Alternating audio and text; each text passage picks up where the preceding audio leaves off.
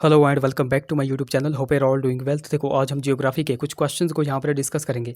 अगर आप graduation level के एग्जाम्स की तैयारी कर रहे हैं, लाइक सेक्रेटरीट क्लर्क हो गया, एचईएस हो गया, एनटी हो गया, सब इंस्पेक्टर हो गया, इन जैसे एग्जाम्स की अगर आप तैयारी कर रहे हो तब ये क्वेश्चंस आपके लेवल के हैं और आपके आने वाले एग्जाम्स में डेफिनेटली आपकी हेल्प करेंगे। देखो, इससे पहले हम पार्ट 26 यानी कि 26 वीडियोज़ ऑलरेडी डिस्कस कर चुके हैं, जिनमें हमने सिर्फ और सिर्फ जियोग्राफी के क्वेश्चंस को डिस्कस करके रखा हुआ है। तो अगर आपने वो वाली वीडियोज़ अभी तक नहीं देखी है तो इस वीडियो के डिस्क्रिप्शन में जाएँ, वहाँ पर जियोग्राफी क्वेश्चंस करके लिंक दिया गया होगा, उस लिंक पर क्लिक करके आप उन वीडियोस को देख सकते हैं। बाकी आज हम पार्ट नंबर 27 को डिस्कस करेंगे और इन क्वेश्चंस को हम बिल्कुल डिटेल में डिस्कस करेंगे। बाकी अभी तक अगर आपने हमारे चैनल को सब्सक्राइब नहीं किया है तो चैनल को सब्सक्राइब कर दें, साथ में बेल आइकन को जरूर प्रेस करें, साथ में इस वीडियो को लाइक जरूर कर दें। सो क्वेश्चन नंबर हमारा 25 है। In how many parts the shadow of earth is divided during solar और लूनर एक्लिप्स। तो सूर्य और चंद्र ग्रहण के दौरान पृथ्वी की परछाई कितने भागों में विभाजित होती है। अब देखो, जब भी बात आएगी सूर्य और चंद्र ग्रहण की, तो उस दौरान पृथ्वी की जो परछाई होती है वह 3 भागों में विभाजित होती है। ऑप्शन बी यहाँ पर करेक्ट हो जाएगा। अब देखो, इस क्वेश्चन से रिलेटेड थोड़े दिन पहले मैंने अपने इंस्टाग्राम पेज पे भी बताया हुआ था, वहाँ पर मैंने आपको इमेज के थ्रू बताया हुआ था। तो वहाँ पर मैंने मेंशन भी किया हुआ था, जो पृथ्वी की परछाई लगभग 3 भागों में विभाजित होती है, तो उन 3 पार्ट्स के नाम भी मैंने वहाँ पर इमेज के थ्रू बताए हुए थे। तो वहाँ पर जाकर आप चेकआउट कर सकते हैं, हमारे इंस्टाग्राम हैंडल पर जाकर के आप चेकआउट कर सकते हैं। बाकी यहाँ पर भी मैं आपको बता देता हूँ कि जब सूर्य और चंद्र ग्रहण होता है उस दौरान पृथ्वी की जो परछाई होती है वह लगभग 3 भागों में विभाजित होती है। तो उन 3 पार्ट्स के नाम आपको यहाँ पर पता होने चाहिए। उन 3 पार्ट्स के नाम सबसे पहले तो आ जाता है उम्ब्रा, उसके बाद आ जाता है पेनुम्ब्रा और उसके बाद आ जाता है अंतुम्ब्रा। तो इन 3 पार्ट्स के नाम आपको यहाँ पर पता होने चाहिए। सबसे पहले उम्ब्रा, उसके बाद पेनुम्ब्रा और उसके बाद अंतुम्ब्रा। अब देखो, यहाँ पर हमीरपुर बोर्ड के ही एग्जाम में एक क्वेश्चन पूछा गया था। क्वेश्चन पूछा गया था उम्ब्रा से। कहाँ से पूछा गया था? उम्ब्रा से। अब क्वेश्चन क्या पूछा गया था वो मैं यहाँ पर आपको बताऊँगा। तो देखो, क्वेश्चन आपसे पूछा गया था कि ग्रहण के समय छाया का सबसे काला भाग कौन सा होता है, यानी कि आपसे एक्लिप्स के बारे में पूछा गया था। The darkest part of the shadow during eclipse is. तो ग्रहण के समय देखो, सब छाया का सबसे काला भाग कौन सा होता है, तो वो होता है उम्ब्रा। ये आपको यहाँ पर पॉइंट नोट रखना है। ये क्वेश्चन बहुत बार हमीरपुर बोर्ड के एग्जाम में बना हुआ है, इसलिए मैंने आपको यहाँ पर बता दिया। तो ये आपको यहाँ पर पॉइंट नोट रखना है। अगले क्वेश्चन की बात करें, in which country slash and burn agriculture is known as milpa. तो किस देश में स्लैश एंड बर्न एग्रीकल्चर को मिलप्पा के नाम से जाना जाता है? तो देखो, स्लैश एंड बर्न एग्रीकल्चर को मिलप्पा के नाम से जाना जाता है मैक्सिको और सेंट्रल अमेरिका, यानी कि मध्य अमेरिका में। ऑप्शन डी यहाँ पर करेक्ट हो जाएगा। अब देखो, कुछ और भी देश हैं जहाँ पर स्लैश एंड बर्न एग्रीकल्चर किया जाता है और वहाँ पर स्लैश एंड बर्न एग्रीकल्चर को डिफरेंट नेम्स से जाना जाता है। तो सबसे पहले हम बात कर लेते हैं अपने इंडिया की। तो भारत की जब भी बात आएगी तो भारत में स्लैश एंड बर्न एग्रीकल्चर को किस नाम से जाना जाता है? तो वो जाना जाता है झूम से। झूम कृषि आपने सुना होगा, तो उसी को कहा जाता है स्लैश एंड बर्न एग्रीकल्चर। अब ये तो हमने देखा अपना इंडिया। कई बार आपसे पूछा जाता है वेनेजुएला। तो वेनेजुएला में स्लैश एंड बर्न एग्रीकल्चर को किस नाम से जाना जाता है? तो वेनेजुएला में इसको जाना जाता है कोन्यूको। क्या जाना जाता है? कोन्यूको नाम से। अब ये तो हमने देखा वेनेजुएला। कई बार आपसे पूछा जाता है वियतनाम। तो वियतनाम में स्लैश एंड बर्न एग्रीकल्चर को किस नाम से जाना जाता है? तो वियतनाम इसको रे नाम से जाना जाता है। तो ये मोस्ट इंपॉर्टेंट पॉइंट्स मैं आपको यहाँ पर बताता हूँ, ये आपको यहाँ पर पॉइंट्स नोट रखने हैं। अब ये तो हमने देख लिया वियतनाम। अच्छा, इंडोनेशिया भी बहुत बार एग्जाम में बनता है। इंडोनेशिया तो हमीरपुर बोर्ड के एग्जाम में भी पूछा गया था। तो इंडोनेशिया में स्लैश एंड बर्न एग्रीकल्चर को किस नाम से जाना जाता है? तो इंडोनेशिया में से जाना जाता है लदांग नाम से। तो ये बहुत ही ज़्यादा मोस्ट इंपॉर्टेंट पॉइंट्स हैं, ये आपको यहाँ पर सारे के सारे नोट रखने हैं। सो नेक्स्ट हमारा क्वेश्चन है, क्वेश्चन हमारा 27 है। Which is incorrect about rain water harvesting. तो कौन सा वर्षा जल संचयन के मामले में गलत है? अब देखो, गलत आपसे पूछा गया है, तो पहले तो हम देख लेते हैं कि रेन वाटर हार्वेस्टिंग में सही कौन कौन से तत्व हैं। तो देखो, सबसे पहले ऑप्शन ए में दे करके रखा है, it is helpful in rising water level, यानी कि यह जल स्तर को बढ़ाने में सहायक है। तो ये बिल्कुल सही बात है रेन वाटर हार्वेस्टिंग के बारे में। ऑप्शन सी में है, it is a mode of water conservation, यानी कि यह जल संरक्षण का एक तरीका है। तो ये भी बिल्कुल सही है। ऑप्शन डी में देख करके रखा है, it is helpful in fulfilling the growing demands of water, यानी कि यह पानी की बढ़ती मांगों को पूरा करने में सहायक है। तो ये भी बिल्कुल सही है रेन वाटर हार्वेस्टिंग के बारे में। बाकी ऑप्शन बी में देख करके रखा है, it increases the harms of flow, यानी कि यह प्रवाह के नुकसान को बढ़ाता है। तो देखो, यह रेन वाटर हार्वेस्टिंग के बारे में बिल्कुल इनकरेक्ट है, इसलिए इस क्वेश्चन का राइट ऑप्शन क्या हो जाएगा? ऑप्शन बी यहाँ पर करेक्ट हो जाएगा। ये क्वेश्चन हमीरपुर बोर्ड के एग्जाम में 2-3 बार इस तरह से ही पूछा गया है, तो ये आपको यहाँ पर पॉइंट नोट रखना है। अगले क्वेश्चन की बात करें, straight of Gibraltar connects Atlantic ocean with, तो जिब्राल्टर जल डमरू मध्य अटलांटिक महासागर को किससे जोड़ता है? तो देखो स्ट्रेट ऑफ जिब्राल्टर यह अटलांटिक ओशन को जो है तो मेडिटेरियन सी के साथ जोड़ता है, यानी कि भूमध्य सागर के साथ जोड़ता है। ऑप्शन बी यहाँ पर करेक्ट हो जाएगा। अब कुछ और भी जल संधियाँ हैं जो कि आपसे बहुत बार एग्जाम में पूछी जाती हैं, तो वो भी आपको यहाँ पर पता होनी चाहिए। तो मोस्ट इंपॉर्टेंट आपसे पूछी जाती है बाब अल मंदेब। तो बाब अल मंदेब जो जल संधि है वह किस किस को जोड़ती है? तो देखो यह लाल सागर को अदन की खाड़ी के साथ जोड़ती है। और सुगारू जल संधि मैंने आपको बताया हुआ था, ये कहाँ पर है? तो ये जापान में है। यह जापान के होंशु और होकाइडो द्वीप को जोड़ने का काम करती है। ये भी आपको यहाँ पर पता होना चाहिए। एक मोस्ट इंपॉर्टेंट क्वेश्चन यहाँ से पूछा जाता है कि एशिया को यूरोप से अलग करने वाली जल संधि कौन सी है? तो ये भी आपको पता होना चाहिए कि एशिया को यूरोप से अलग करने वाली जल संधि है वास्पोरस जल संधि। कौन सी है? वास्पोरस जल संधि। और यह काला सागर को मरमरा सागर से जोड़ने का काम करती है। तो ये कुछ बेसिक से पॉइंट्स मैंने आपको यहाँ पर बता दिए, ये सारे के सारे आपने यहाँ पर नोट रखने हैं। अच्छा, पिछले जियोग्राफी वाली वीडियो में ही मैंने आपको बताया हुआ था मलक्का स्टेट मैंने आपको बताया हुआ था, और सुंडा स्टेट भी मैंने आपको वहाँ पर बताया हुआ था। तो मलक्का स्टेट किस किस को जोड़ने का काम करती है और सुंडा स्टेट किस किस को जोड़ने का काम करती है, ये आप नीचे कमेंट्स में बता दो। नेक्स्ट क्वेश्चन की अगर बात की जाए, क्वेश्चन नंबर हमारा 29 है। Silent valley is located in, तो साइलेंट वैली यानी कि शांत घाटी कहाँ पर स्थित है? आप सभी को पता है कि शांत घाटी केरला में स्थित है। ऑप्शन बी यहाँ पर करेक्ट हो जाएगा। अब देखो कुछ और भी वैलीज़ हैं इंडिया में, कुछ और भी वैलीज़ हैं जो कि बहुत ही ज़्यादा इंपॉर्टेंट है और बहुत बार एग्जाम में बनती है। अब ये तो हमने देखी साइलेंट वैली जो कि कहाँ पर है? केरला में।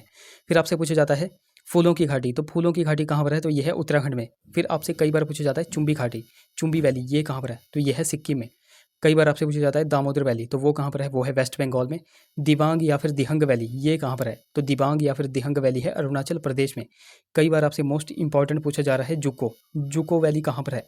तो जुको घाटी कहाँ पर है? तो ये है नागालैंड में। कई बार आपसे पूछा जा रहा है कंबन वैली कहाँ पर है? तो ये है तमिलनाडु में। तो ये सारी की सारी मोस्ट इंपॉर्टेंट है और बहुत बार एग्जाम में बनती है। अच्छा, हमारे हिमाचल प्रदेश में भी कुछ एक मोस्ट इंपॉर्टेंट वैलीज़ है जो कि हम हर बार डिस्कस करते हैं। अच्छा, यहाँ से आप एक क्वेश्चन का आंसर कमेंट्स करके बताओ, किन्नौर में कौन कौन सी वैलीज़ हैं, ये आप नीचे कमेंट्स में बता दो। बाकी देखो, अभी तक अगर आपने हमको टेलीग्राम और इंस्टाग्राम पे फॉलो नहीं किया है तो वहाँ पर जाकर फॉलो कर ले, लिंक आपको डिस्क्रिप्शन में मिल जाएगा। बाकी देखो, लिंक कई बार चलता नहीं है तो आपको सिंपली टेलीग्राम पे जाना है और @लेट्स प्रिपेयर टू सर्च करना है, आपको हमारा चैनल मिल जाएगा। उसी प्रकार आपको इंस्टाग्राम पे जाकर के लेट्स प्रिपेयर टुगेदर सर्च करना है। अगर कोई क्वेरी होगी तो आप मुझे इंस्टा पे मैसेज कर सकते हो। सो क्वेश्चन नंबर 191 की अगर बात की जाए, which is the feature formed by reverse, तो कौन सी नदियों द्वारा निर्मित रचना है? तो देखो नदियों द्वारा निर्मित रचना मिनांडर हो जाएगी। ऑप्शन सी यहाँ पर करेक्ट हो जाएगा। अब देखो, नदियों द्वारा निर्मित रचना यानी कि फीचर्स कौन कौन से होते हैं वो भी मैं आपको यहाँ पर बताऊंगा। तो देखो, जो रिवर्स होती हैं उनके द्वारा निर्मित जो फीचर होते हैं वो मैं यहाँ पर आपको बताने जा रहा हूँ, तो वो आपने ध्यान से सुनने हैं। तो सबसे पहले तो इसमें आ जाता है गार्ज। क्या आ जाता है? गार्ज। फिर उसके बाद आ जाता है मिनांडर। उसके बाद आ जाता है एस टाइप वैलीज, एस तरह की घाटियाँ जो है तो इसमें आ जाती हैं। उसके बाद ऑक्सवो लेक यानी कि जिसको हम गोखुर झील कहते हैं, तो वो भी इसमें आ जाती है। डेल्टा भी एक फीचर है रिवर्स का। उसके बाद एस्चुअरी भी एक फीचर है रिवर्स का। तो ये मैंने मोस्ट इंपॉर्टेंट आपको यहाँ पर बता दिए, ये सारे के सारे आपने नोट रखने हैं। एक बार फिर मैं आपके सामने यहाँ पर रिपीट करने जा रहा हूँ, तो आपने ध्यान से सुनने हैं। तो रिवर्स में कुछ एक बेसिक फीचर हैं, जैसे कि गार्ज हो गया, मिनांडर हो गया, एस टाइप वैलीज हो गई, ऑक्सबो लेक जिसको गोखुर झील कहा जाता है वो हो गई, उसके बाद डेल्टा हो गया, एस्चुअरी हो गई। तो ये सारे के सारे बेसिक से फीचर हैं रिवर के, ये आपको सारे के सारे नोट रखने हैं। अब ये तो हमने देखा मिनांडर। अब देखो, ऑप्शन बी में देख के रखा है इंसेलबर्ग। तो इंसेलबर्ग किसका फीचर है, ये भी आपको यहाँ पर पता होना चाहिए। तो देखो, इंसेलबर्ग विंड का फीचर है, यानी कि पवन का फीचर है। ये भी आपको यहाँ पर बिल्कुल नोट रखना है। अब ये तो हमने देखा, देखो ऑप्शन सी भी हमने देख लिया, ऑप्शन बी भी हमने देख लिया। अब ऑप्शन ए में देख के रखा है सर्क और ऑप्शन डी में है मोरेन। तो सर्क और मोरेन ये किसके फीचर हैं, ये भी आपको पता होना चाहिए। तो ये किसके फीचर हैं? ये है ग्लेशियर्स के फीचर। किसके हैं? ग्लेशियर्स के फीचर, यानी कि हिम नदों के फीचर। तो ये बहुत ही ज़्यादा मोस्ट इंपॉर्टेंट पॉइंट्स हैं जो कि आपको यहाँ पर नोट रखने हैं। बाकी देखो, अगर आपको वीडियो हेल्पफुल लगती है, अगर आपको क्वेश्चंस का लेवल अच्छा लगता है, तो जरूर से इस वीडियो को लाइक कर दें और अपने भाई बहनों के साथ जरूर से हमारी वीडियोज़ को शेयर करें। क्वेश्चन नंबर हमारा 192 है। In the semi arid and temperate grassland the most commonly found animals are. तो यहाँ पर आपसे पूछा गया है कि अर्ध शुष्क और शीतोष्ण घास के मैदानों में सामान्यतः सबसे अधिक पाए जाने वाले जानवर कौन से होते हैं?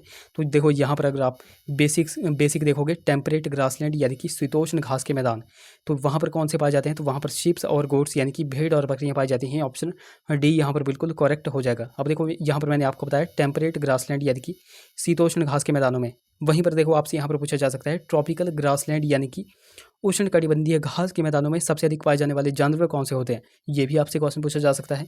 तो ये भी आपको पता होना चाहिए कि ट्रॉपिकल ग्रासलैंड्स में कौन कौन से जानवर पाए जाते हैं। तो देखो इनमें जो है तो एलिफेंट पाया जाता है, जेब्रा पाया जाता है, जिराफ पाया जाता है, हिरण हो गए, तेंदुआ हो गया, वाइल्ड बफेलो यानी कि जंगली भैंसे हो गए, विजोन हो गया। तो ये कुछ बेसिक से पॉइंट्स भी आपको यहाँ पर नोट रखने हैं। ये दोनों के दोनों पॉइंट्स आपको पता चल गए, टेम्परेट ग्रासलैंड में कौन से जानवर पाए जाते हैं और ट्रॉपिकल ग्रासलैंड में कौन से जानवर पाए जाते हैं, ये मैंने आपको यहाँ पर बता दिया। तो ये आपको बिल्कुल ध्यान रखना है। अगले क्वेश्चन की बात करें, सो क्वेश्चन नंबर हमारा 193 है, ड्राई फार्मिंग इज, तो शुष्क खेती है। तो शुष्क खेती क्या है? A method of farming without irrigation, यानी कि सिंचाई के बिना कृषि की एक पद्धति। ऑप्शन सी यहाँ पर करेक्ट हो जाएगा। अब देखो बिल्कुल बेसिक सी अगर लैंग्वेज में मैं बात करूँ कि ड्राई फार्मिंग होती क्या है, तो ड्राई फार्मिंग जहाँ पानी का संरक्षण यानी कि कंजर्व करके खेती करते हैं, जहाँ पानी को संरक्षित करके खेती की जाती है। देखो ड्राई फार्मिंग जो है तो कम वर्षा वाले क्षेत्रों में की जाती है, ये भी आपको पता होना चाहिए।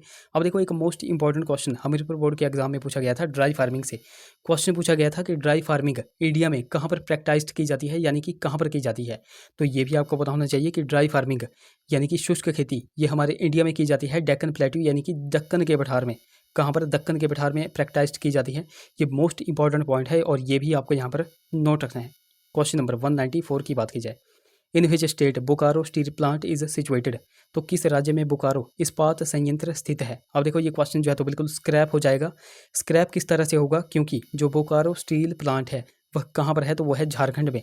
और आप ऑप्शन में देख सकते हो, ऑप्शन में कहीं भी झारखंड देके नहीं रखा है। तो ये आपको पता होना चाहिए कि बोकारो स्टील प्लांट कहाँ पर है, तो यह है झारखंड में।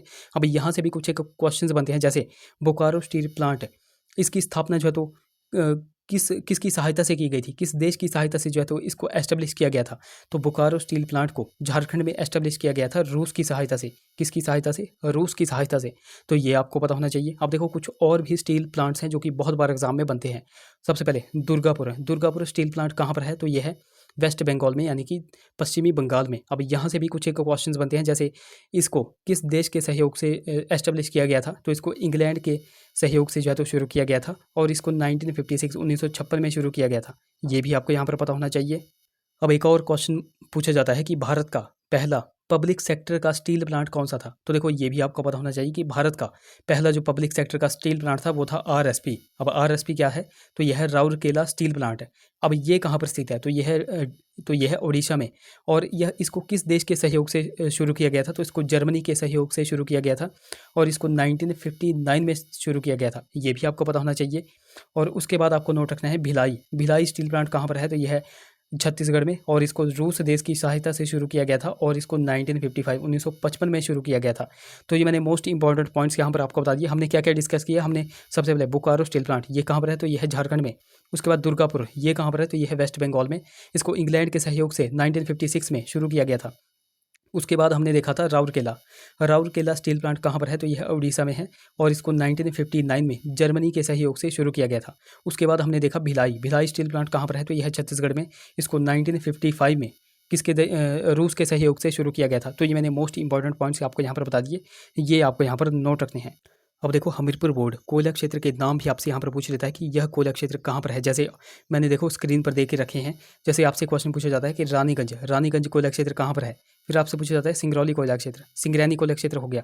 तो देखो यहाँ पर मैंने आपको बताए हुए हैं, जैसे रानीगंज हो गया, सिंगरौली हो गया, सिंगरैनी कोयला क्षेत्र हो गया, कोरबा कोयला क्षेत्र हो गया, सुहागपुर हो गया, तलचर हो गया। तो देखो ये मैंने आपको बहुत बार बताए हुए हैं। तो ये आप जिसको जो भी आता है वो नीचे कमेंट्स में बता दो कि रानीगंज कोयला क्षेत्र कहाँ पर है, इसकी स्थापना कब की गई थी। अगर आपको जो भी आता है वो आप नीचे कमेंट्स में बता दो। बाकी देखो ये थे हमारे कुछ क्वेश्चंस। आई होप वीडियो आपको इन्फॉर्मेटिव लगी होगी। अगर वीडियो अच्छी लगी है तो जरूर से इसे लाइक करें, शेयर करें, चैनल को सब्सक्राइब करें, साथ में हमें टेलीग्राम और इंस्टाग्राम पे फॉलो करना बिल्कुल भी ना भूलें।